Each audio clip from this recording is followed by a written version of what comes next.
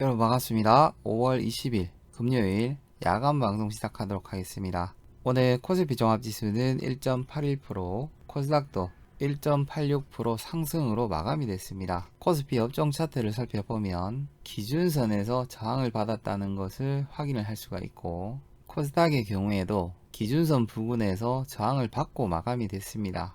삼성전자도 0.74% 상승으로 마감이 되기는 했지만 60일선을 돌파를 못했죠. 이날을 기준으로 이런 식의 쌍바닥이 만들어졌다라고 말씀을 드렸고, 64,500원인 저점 자리가 강력한 지지선이 될 것으로 예상이 됩니다. 하지만 삼성전자는 60일선을 돌파를 못하면 당분간 박스권을 만들 가능성이 굉장히 높죠.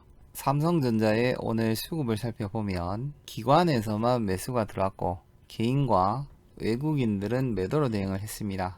코스피 업종별 투자자 순매수도 살펴보겠습니다. 외국인과 기관들이 매수로 대응을 해줬고 개인들만 매도가 나왔습니다. 화학과 제조업 섹터에서 가장 많은 매수가 들어왔고 통신업 쪽에서만 양 매도가 나왔죠. 코스닥의 경우에도 외국인과 기관들은 매수로 대응을 해줬습니다. 제조업을 비롯한 거의 모든 섹터에서 매수가 들어왔다는 것을 확인을 할 수가 있습니다. 오늘까지 외국인들의 선물 누적 포지션은 2조 4천억 원 이상을 매도로 대응을 하고 있죠. 오늘 국내 신규 확진자는 2만 5천 명을 넘어섰고 확진자 7일 격리가 4주 연장을 한다라는 발표가 나왔습니다.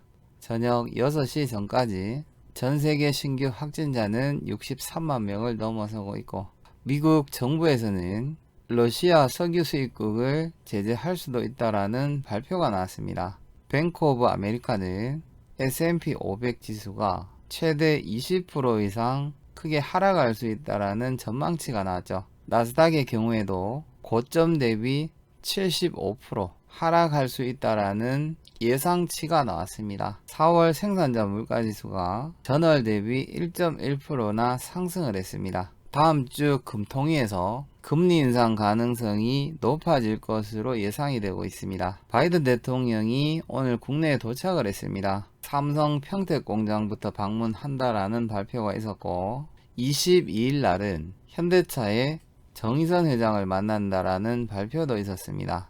산업부에서 원전 채광국으로 도약을 하겠다라는 발표가 나오면서 오늘 관련주들이 큰 폭으로 상승을 했죠. 장 마감 이후에 윤석열 대통령과 바이든 대통령이 삼성 평택 반도체 공장에서 연설을 했고, 연설 도중 반도체 자율주행과 로봇 관련주가 핵심이라는 발표가 나오면서 관련주가 큰 폭으로 상승을 하고 있습니다. 여기에 대한 특징 종목을 한 종목을 찾아봤습니다. 상하이 종합지수는 1.6% 상승으로 마감이 됐죠. 오늘 야간에는 특별한 지표는 없습니다. 현재 시각이 8시를 지나고 있는데 미국 선물지수와 독일을 포함한 유럽 주요 국가들은 비교적 큰 폭으로 상승 출발을 하고 있습니다. 원달러 환율은 1267원대에서 거래가 되고 있죠.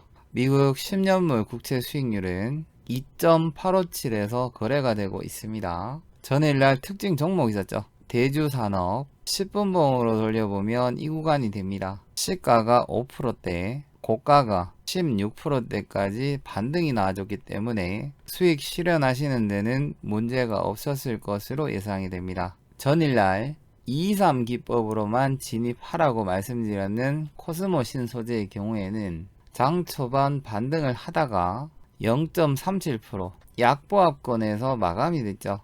코스모 신소재는 하단 241선이 이탈이 안되면 223기법으로 계속해서 관심있게 보시기 바랍니다. 조만간 크게 상승이 나올 것으로 예상이 되는 종목입니다.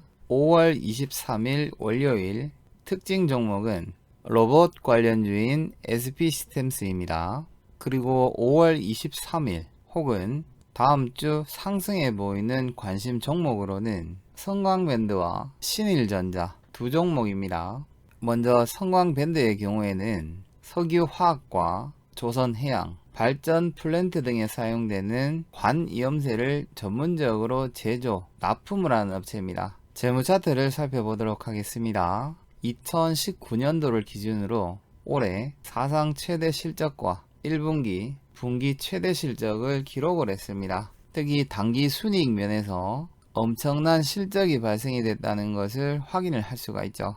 2년 동안 적자를 기록을 했지만 회사 유보율은 2938%, 부채 비율은 13%로 회사 재무 건전성도 굉장히 우수한 업체입니다. 그리고 신일전자의 경우에는 여름 수혜주죠. 각종 가전제품을 만들고 있지만 그 중에서도 선풍기를 가장 많이 만드는 업체입니다. 올해 예상 실적에 대해서는 나온 게 없지만 올해 2분기부터 실적이 크게 좋아질 것으로 예상이 되고 있습니다. 신일전자는 올해 실적 자체가 확인이 되지 않았기 때문에 60일선 위에서 가급적 2-3 기법으로만 대응을 하시기 바랍니다. 이번 주 개인 투자자들은 힘든 시장이었다라고 이야기를 하고 있지만 멤버십 회원님들은 이번 주 수익이 너무나 좋았죠. 한 주 동안 고생 많으셨고 다음 주에도 이번 주처럼 큰 수익이 날 수 있기를